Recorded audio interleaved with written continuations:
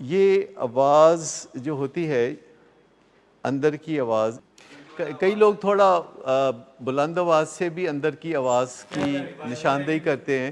جیسے میرے ایک عزیز تھے جو کہا کرتے تھے جب انہوں نے کوئی کام کرنا ہوتا تھا تو پہلے وہ اناؤنس کرتے تھے، کہتے اٹھو فیجیا نماز. جیسے ہمارے وزیر اعظم تھے نواز شریف، تو وہ اپنا نام بڑا لیتے ہیں. کبھی بھی کہتے ہیں میں نے کہا نواز شریف یہ تو بہت بری بات ہے، ایسا تو نہیں ہونا چاہیے. اور وہ بہت زیادہ اپنے اندر کی آواز کو اپنا نام لے کے اور بڑے معصوم سے انداز میں وہ جی ایز اے تھرڈ پرسن. اور جو لوگ ایز اے تھرڈ پرسن بات کرتے ہیں ان کی عزت نفس یعنی سیلف اسٹیم بہت زیادہ ہوتی ہے، جو اپنا نام لیتے ہیں.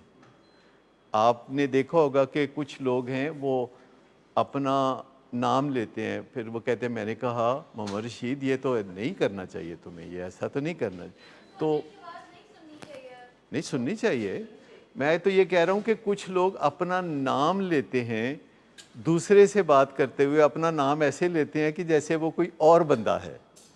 اور یہ نشانی ہوتی ہے ان لوگوں کی جن کی سیلف اسٹیم بہت ہائی ہوتی ہے، کیونکہ وہ اپنے نام کی عزت کرتے ہیں، اس لیے بار بار وہ اپنا نام لیتے ہیں.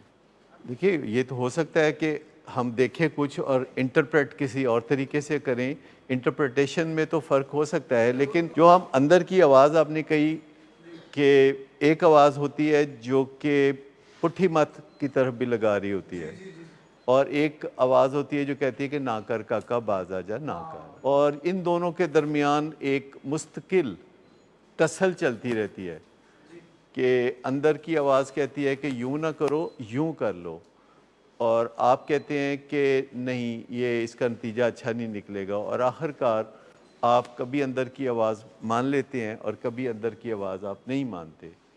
لیکن یہ جو جنگ چلتی رہتی ہے یہ کبھی نہ کبھی جنگ پھر ٹھنڈی بھی ہو جاتی ہے، جب آپ کے اندر جو اصل میں آپ کا جو ضمیر ہے جسے ہم کہتے ہیں، یا جو ماسٹر مائنڈ ہے، تو ماسٹر مائنڈ کی جب مانی جانے لگتی ہے، جب ماسٹر مائنڈ کا حکم چلنے لگتا ہے، جب ماسٹر مائنڈ کوئی بات کرتا ہے تو وہی بات پھر کرتے ہیں آپ، تو اس کو ہم پھر کہتے ہیں کہ نفس مطمئن ہو گیا. اور ہماری زندگی کا مقصد اصل میں نفس مطمئن ہونا ہے، نفس مطمئن.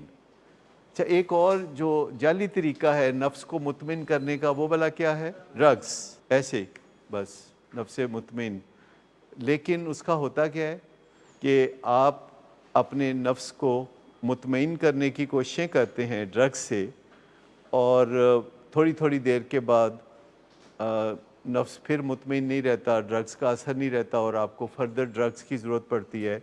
وہ ایسے ہی ہے جیسے کہ آپ کسی ایسے ایسکلیٹر پہ اوپر چڑھ رہے ہیں جو کہ ایکچولی نیچے کی طرف جا رہا ہے، اور آپ اس کے اوپر چڑھ رہے ہیں اور آپ کو لگ رہا ہے کہ کوئی بات بن رہی ہے، لیکن ذرا آپ سست ہوتے ہیں تو پھر واپس آپ نیچے کی طرف جاتے ہیں.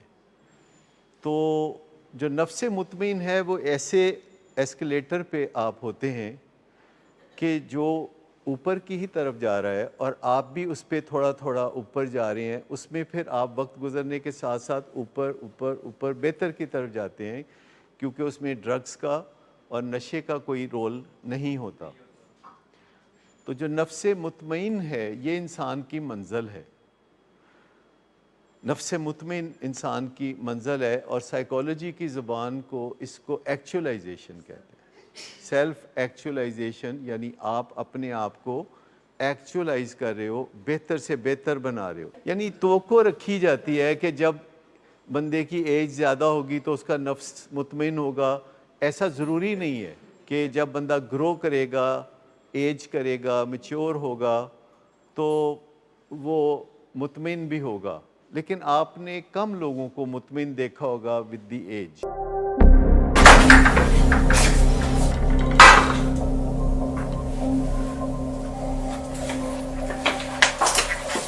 آج پھر پی کر آئے ہو؟ میرا نہیں تو ان بچوں کا ہی خیال کر لو.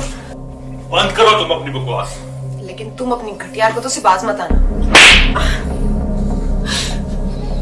تم ہو ہی گھٹیا انسان. تم ہوتی کون ہو مجھے روکنے والی؟ تمہارے باپ کے مال کی پیتا ہوں کیا؟ शराब नोशी की वजह किरदार की खराबी नहीं, मूड की खराबी है। शराब नोशी कभी भी नशे की बीमारी में बदल सकती है। नशे की बीमारी हर स्टेज पर काबिले इलाज है। मदद हासिल कीजिए, क्योंकि वो ऐसा नहीं करेगा। विलिंग वेज से मदद हासिल कीजिए, कहीं से भी मदद हासिल कीजिए, लेकिन फौरी मदद हासिल कीजिए।